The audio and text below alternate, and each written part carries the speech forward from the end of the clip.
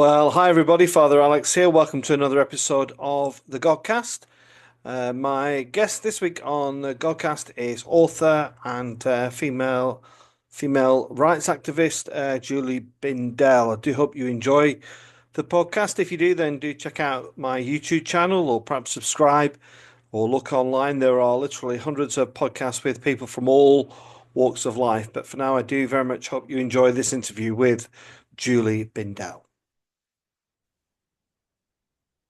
I'm delighted to say that joining me on the Godcast this week is Julie Bindel. Julie, it's wonderful to get you on. How are you? I'm very well. How are you, Alex? Nice to talk to you. I'm good. I'm enjoying the weather, as I think many of us are. Lovely. It's just a matter of time before the hose pipe ban kicks in, isn't it? How true. Yeah, Julie, it's great. It's great to get you on. Let's start by having a bit of a trip down memory lane. What was life like for a young Julie Bindel? Have you got happy memories of your teenage life, for example?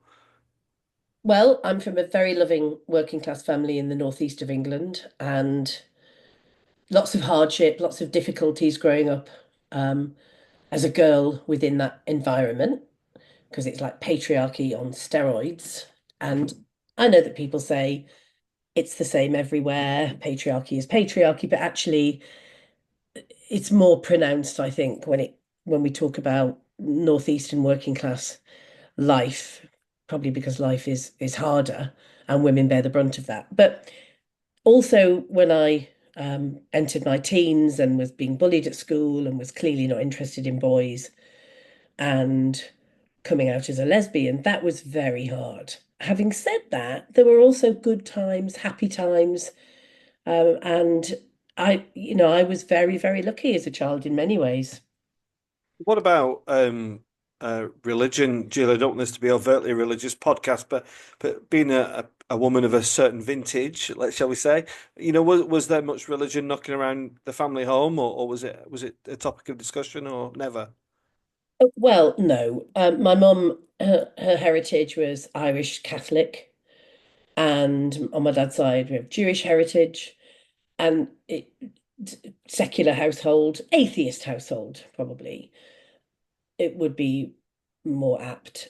And religion didn't play a part in our lives. There would be the odd funeral or wedding where you heard prayers and religion was present, but massively fast forwarding to about 10 years ago, I traveled to Colorado to go undercover as a journalist looking at gay conversion therapy practiced by fundamentalist Christians. And I assumed a persona, someone who'd been kicked out of the church when it was discovered she was a lesbian. And I had to have my Jamaican Christian friend round to teach me the Lord's Prayer and bits like that you would, of course, know. And I didn't know any of it. So it didn't play a part in my life, no. Well, part of me wants to jump to what you've just said, but I want to go back to what you said about the patriarchy in the environment where you were at. I live and work around too. Pretty challenging, or I think that's probably an understatement. Very challenging working class estates where there has been significant increases in matters of domestic violence, for example. Just take us back to your time as a young woman. How would you define that? Or could you give examples of that kind of patriarchy that you used to see? Well, most of the men on the big council estate in which we grew up were manual labourers, worked extremely hard. This was, I was born in 1962, so throughout the 60s and 70s and the 1980s, by the time I left home in as a 16-year-old in 1978. And my dad was a steel worker and also a union representative. But he would come home injured, exhausted, filthy. The first few years of our life, we didn't have an inside bathroom. We had a bathtub outside in the yard with a pipe that was connected to the backyard and an outdoor toilet. And life was hard for men that were doing this kind of work. And Often they were ill-treated, um, I think humiliated, abused by bosses and management. And it was very easy to take it out on women and on kids. Now, my dad was a very good man, and he didn't do that. And I think that's because he'd seen his father be violent to his mother, my grandparents. But many other women on the estate would have black eyes, wouldn't be given enough money to feed the kids by the man that came home with his wage packet, which had obviously physical money in it, would spend it in the pub. It was a hard drinking culture. And women had to know their place because if men were working in the way that they did in those heavy industrial workplaces, then there had to be some contrast. There had to be the tea on the table when they came in. The kids had to be the sole responsibility of the women. And even though most working class women, including my mum, also had jobs, they were normally in the betting shop, in the corner shop, maybe in an office. And that was life. And so girls were treated differently. They were given less freedom than boys. We were meant to behave in a certain way, carry the honor of the family. And boys, were cut quite a bit more slack. They were going to grow up to be part of the workforce. So that was really it. It sounds terribly archaic and old-fashioned now, but it was not that long ago. Yeah, just listening to you talk, it reminded me of my own. I'm a little bit younger. I was born in '69. Those things were still going on as I grew up. My mum had a very what might be described as a menial job, and my dad was the inc and there was a family who I was friends with, and it was very much like when Dad got home, nobody could speak. We all had to be very quiet, and the meal. Can you remember the point in your life, Julie, that made you kind of switch on to, I don't know if activism is the right word, but kind of, a rebuttal of these kind of things which are, become wider about sexuality and everything else. Can you remember that? I always thought things weren't fair. So, for example, there was a hard drinking culture. Men would come out of the steel mill or the mines and go and sink 10 pints without it even touching the sides in working men's clubs, and women weren't allowed in there. Women were allowed in the snug, which is the kind of lounge they used to call it, and men were all in the bar. And they weren't allowed to go to the bar. And if they had a drink, they weren't allowed to drink a pint for those that didn't want the brandy and baby sham, right? There was no wine drinking in those days in the Northeast. They would have to have a half pint glass that they poured the pint into. They weren't allowed to drink from a pint glass. Now, obviously, that wasn't legislated. The police weren't going to come along if they did. It was social stigma. And there were lots of things that were unfair. Realizing that I didn't want a boyfriend and yet being called a slag at school because I rejected the advances of these boys and, they insult you however you behave. And then being called a lesbian as an insult. I realized that the social stigma is carried by girls. And we were restricted in so many ways. Our freedom was restricted. We were told that it wasn't safe for us to go out at night when our brothers were out. And this was all because of what men did to us. And then I saw a series on TV called Shoulder to Shoulder, which was in, I think, the early 70s. I must have been about 12 when it was broadcast. And it was about the suffragettes. And I was fascinated because it was very accessible, this TV series. And I had no idea that women before in earlier times had to fight so that we could vote, so that my mum could vote. And the class disparity, I've always been very focused on issues to do with class prejudice and discrimination, and realizing that, yes, of course, excuse me, yes, of course, the vote was won, but the first time round, working class women were excluded. And that just fascinated me because there was lots of direct action. So these women were using their physical selves to chain themselves to railings and other forms of protest that really appealed to me because, of course, as I said, my dad was a union representative. Um, there were protests, in and around working class communities when there were accidents in the mine because there was no health and safety, and these men were seen as cannon fodder, where women had to protest discrimination in, for example, the Ford factories, all of those things. And then when I moved age 17 to Leeds to follow my then girlfriend, it just so happened to be the hub of the women's liberation movement and of feminist direct action. So it was a very easy transition for me to move from that mindset that I'd grown up with, that you can bring about social change, to fighting for the cause that had become very, very dear to my heart. And as a lesbian, seeing the discrimination and the threats of sexual violence and physical violence from men because you were, in their view, rejecting them in every way that mattered to them as a lesbian. Yeah, I'll come back to that, but I'm interested in what you think about um, whether we've made progress or not. I will plug my book. It's there as my book, Our Daily Bread, August to the Altar, and in there I write very much about estate life, and I'm interested to know how much progress you think. I mean, in many ways, I love working on the estates, Julie. It is humorous, it's funny, it's resilient, it's community, it's all those things. But it's also bloody hard as well. And there's a lot of things that trouble me that come to my attention. Domestic violence, one of those, drug addiction, those kind of things. And and in my book, I argue that we've never really solved the issue of social injustice and poverty. And I'm wondering where you think we are now, whether we've made enough progress or we've still a long way to go. Not only have we not made progress, but things have gone massively backwards, and we're in a way worse position. Working class people, or those that rely on welfare, are in a much worse position than they ever were. We have now an underclass, and we've had that for a long time, since the 1980s, thanks to the Thatcher government. And now, of course, we have a failing NHS, a failing school system. Our welfare state is on the ground.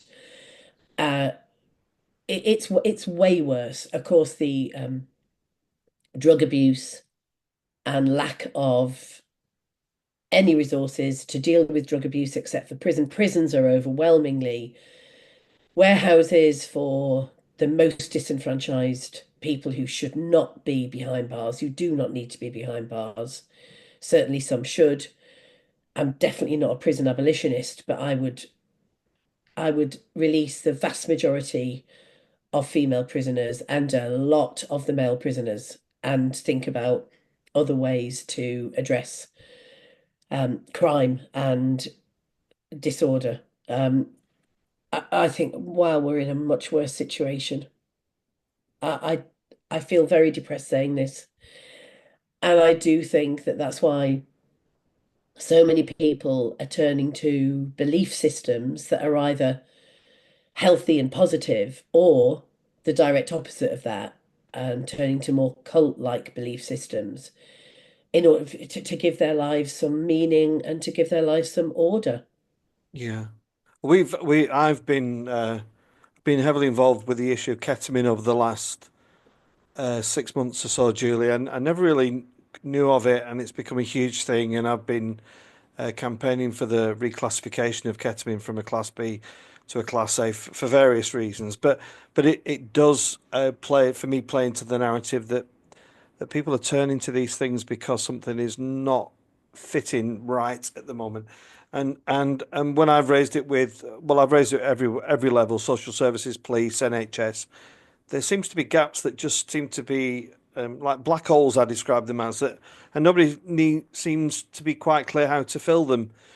How do you go about starting putting back together a society that seems to have appeared to have collapsed so heavily, such as in the context of poverty and cost of living. We live in a very, very cruel, heartless world. And it's definitely, in so many ways, way worse for poorer people, for homeless people, than it was when I was growing up. We have, in some ways, we developed a stronger welfare state and safety nets for people that really needed it, particularly with legislation such as the Disability Discrimination Act and other forms of similar legislation. But now we are in a heartless, cruel, callous, neoliberal society that really cares nothing about its citizens. And I know that sounds very pessimistic, and I'm normally an optimistic person. You have to be when you're a feminist campaigning to end male violence because we don't think boy babies are born bad. We think that people can learn new ways and change their ways.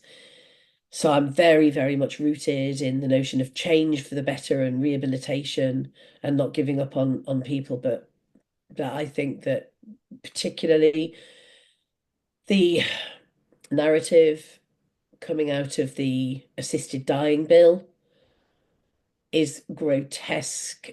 It's staggeringly heartless in every way. It presents itself, those supporting assisted dying or assisted suicide, as I call it, present themselves as kind, as compassionate.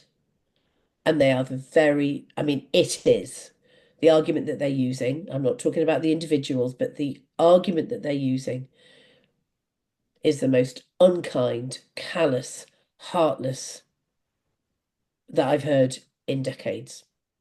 Yeah, I tend to agree with what you said. I often refer to the time of COVID where we were kind of celebrating the NHS and we were rattling our pots and pans, and the minute it's over, that my wife is a nurse, that these people will then become castigated and vilified because they can't get an appointment, etc., etc. But I just want to go back, Julie, to what you'd said there about male violence, really, and one of the concerns I have is in the estate context in recent years. One of the great sadnesses for me, Julie, is myself and my colleague. We see a lot of young boys from a very young age, and we actually can see their destination of travel. Yeah. We can see that they are heading for a life of maybe removal from schools, and then what? I mean, we have a number of kids that we're working with that have been removed from the school, and there seems to be no plan B now, what for that child.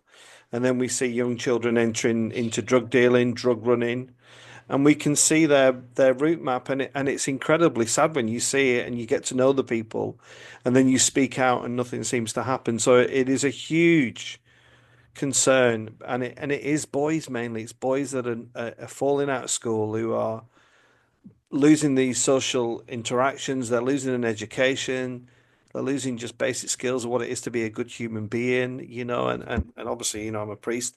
I might argue that that is the way for that resuscitation or recovery is through the Christian faith, but I understand there are others, but it's incredibly messy, isn't it?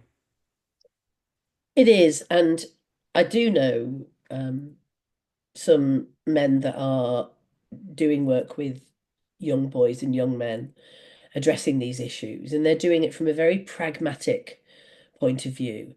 They're looking at social exclusion, lack of confidence, being railroaded into effectively becoming porn addicted, and going down a route from which it would be very difficult to get back from. Michael Conroy, who's in your neck of the woods ish, he set up an organization called Men at Work, and he does lots of youth work, which is really important. And I think quite similar to the kind of work that you're speaking about. Either way, it's pastoral care, isn't it? Whichever way, whether Yeah. it's faith-based or not.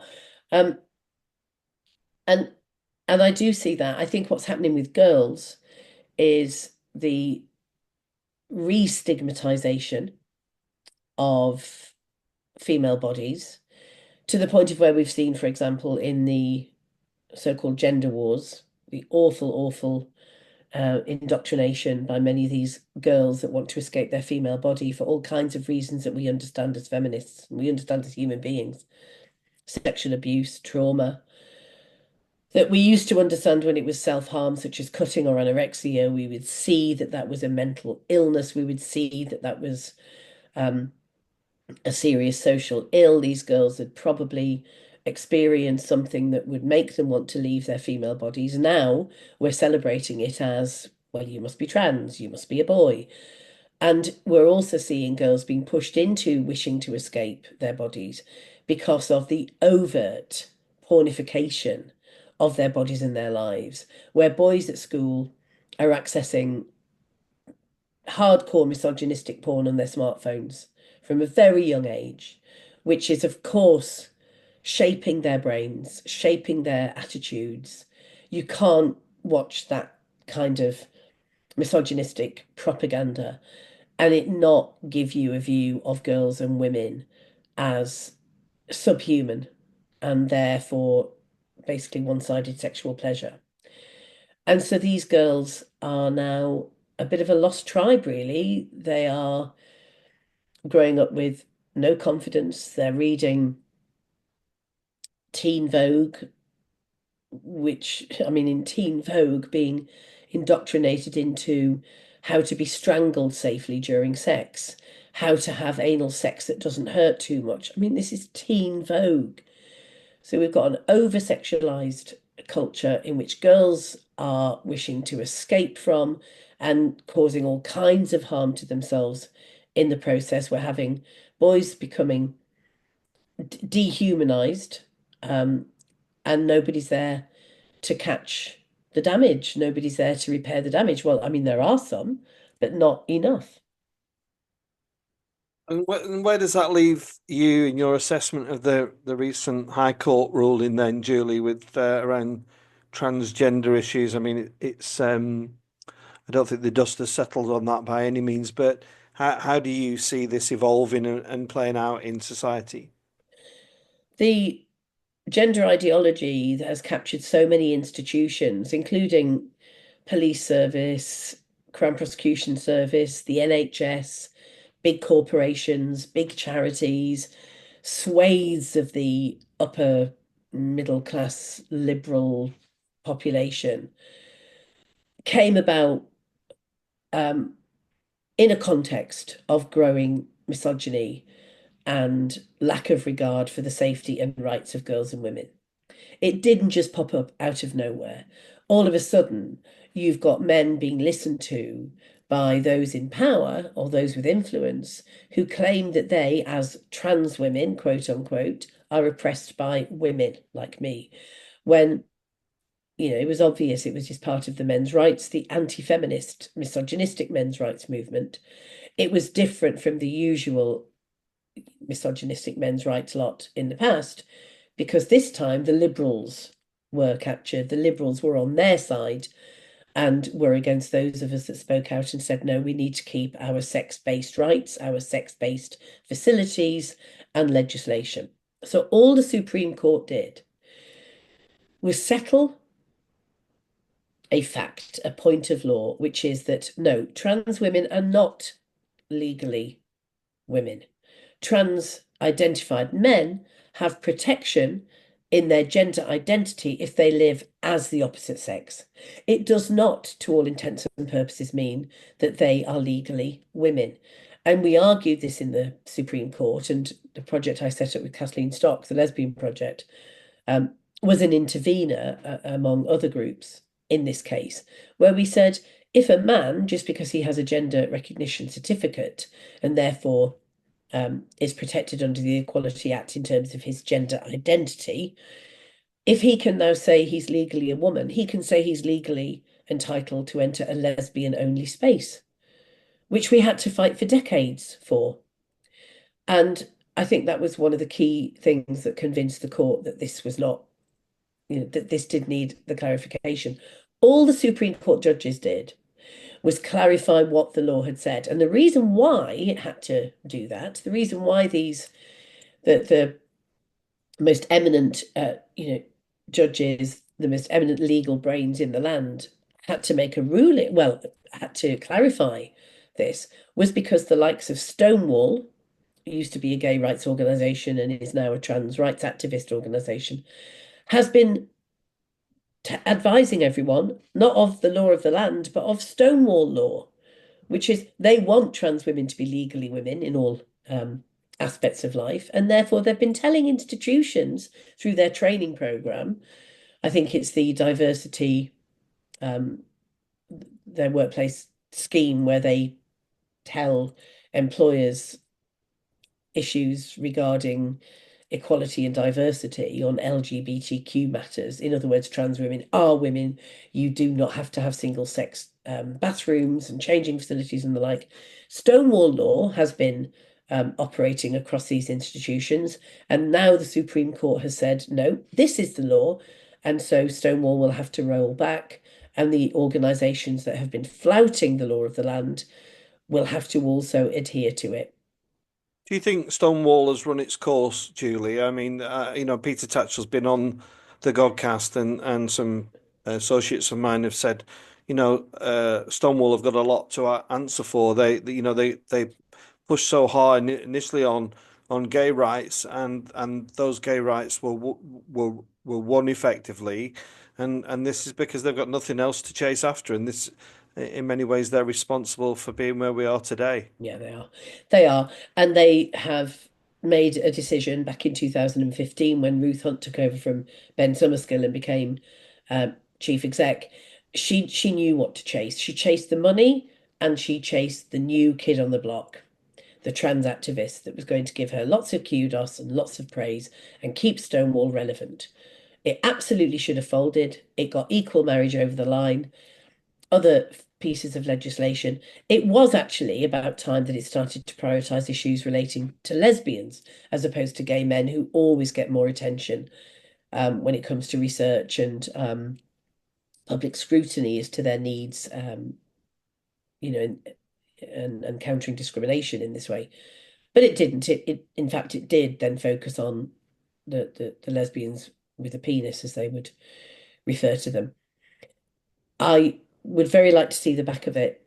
I am always sorry to see people lose their jobs, unless, of course, they're the ones in the engine room pushing forward this dangerous ideology that has ruined lives.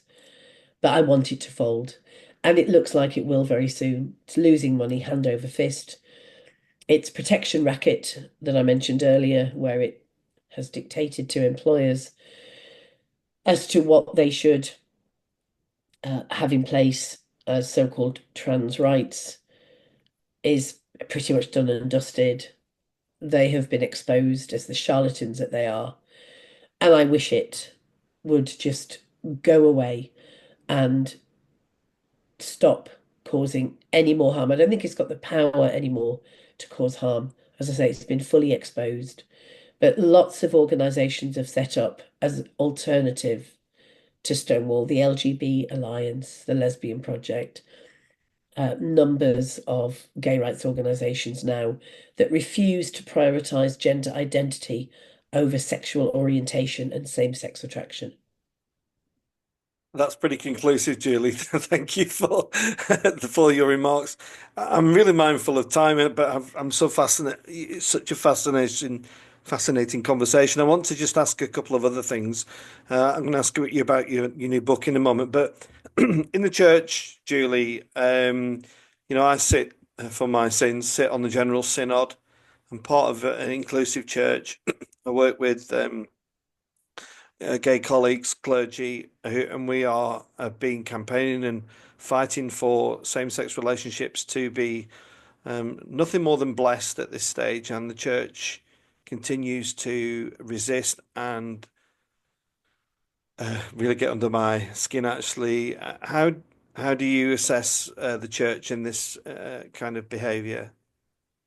Well, it's obviously a big question, but I remember when I was researching my book that came out in 2014, so more than a decade ago, which was about lesbian and gay life in the UK. And I spoke to some faith-based um, organisations, and I spoke to some Catholic nuns who have always been around the scene a little bit in the work that I do, because I've done lots of anti-trafficking work, looking at sexual exploitation of women.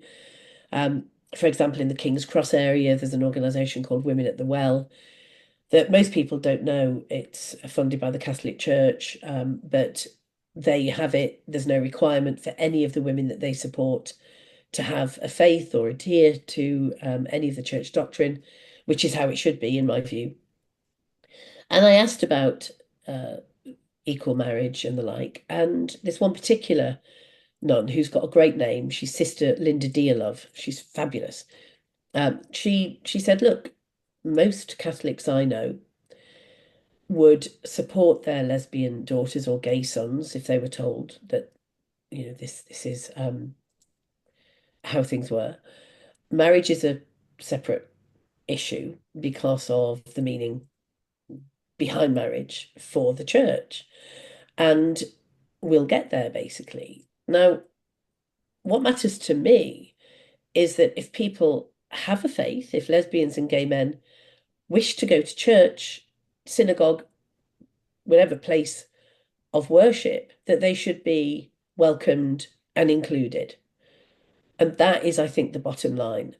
I know how the church has resisted certain issues to do with what I would say equality between women and men. And this is one of those issues where there's still work to be done. But I applaud those within the church in doing this work. And I do know, there are friends and colleagues of mine who do believe in God and who do regularly attend whichever religious whichever place of worship suits them. And good for them. I used to be a rather staunch secularist, and now I would probably say that I'm more of an atheist. And the problem that I have isn't with religion. Obviously, we're not speaking about fundamentalist religion, which is wholly dangerous. The problem I have is not believing in God. Now, that sounds very, very odd, but because I don't believe in a God, I find it difficult to connect to any particular church or religion. And I think there are people that are very senior in the church who also don't know whether there is a God, but who see religion and the role that they play as something not reliant on that. And I think this is something that a lot of people find quite surprising. That's quite interesting. I've recently been, we've we've got lots of time, but I do believe in God. But I believe more in the message of Jesus Christ than I do in the institution that I'm part of. And I think there might be quite a lot of clerics or theologians that would say similar. Mm. It's and that is the dichotomy. That's the struggle because the institution frustrates me a lot of the time, Right. you know. Yeah. But it's a fascinating conversation, and what you said about the fundamentalists, they're the real concern for me, is that, Oh, and you talked about that earlier. horrendous. Horrendous. And I really don't understand why we seem to have a get out of jail free clause Mm. for Islamic fundamentalists that we don't and shouldn't have for some of the Christian or Jewish fundamentalists. We rightly critique those institutions, and we do take a different view to the Islamic fundamentalists. We absolutely do. Mm. And it's cowardice, obviously. And for some, it's cultural relativism.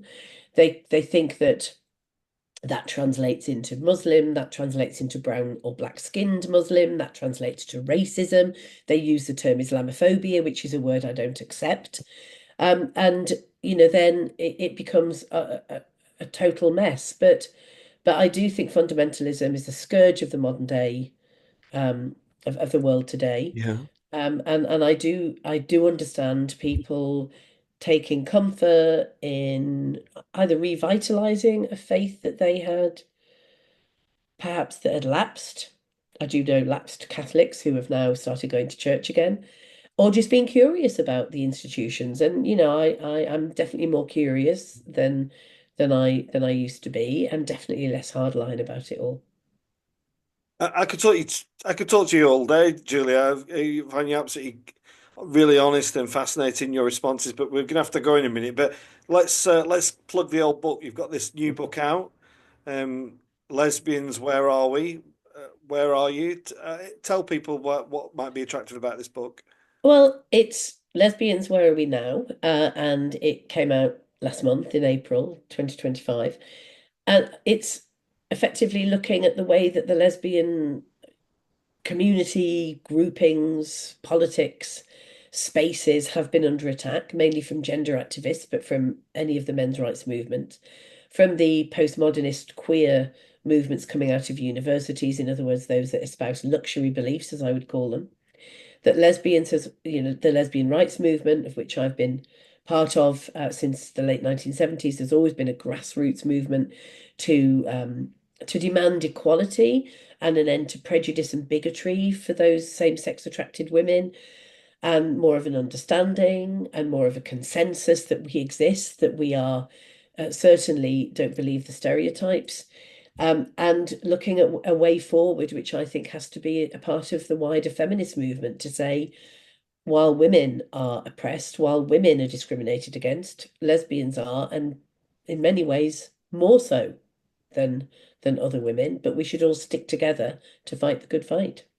Yeah. Well, I'm going to go and order a copy now for my colleague, who's a sort of lady in her thirties, and um, I always think about in my context, Julie, I think about the church people I feel I'm not going to create a setting in the Church of England where gay people can get married, but hopefully I've made a small contribution, Mhm. to that maybe in 10, 15 years. And, Yes, and I think you fall into that category for being a great contributor. And I'm sure people hold you in the highest of esteem and appreciate what you've done. some do, some don't. But I'd just like to also say thank you to you for fighting the good fight and for inviting me to speak to you today. It's been great. Thanks for coming on, Julie. Thank you. My pleasure.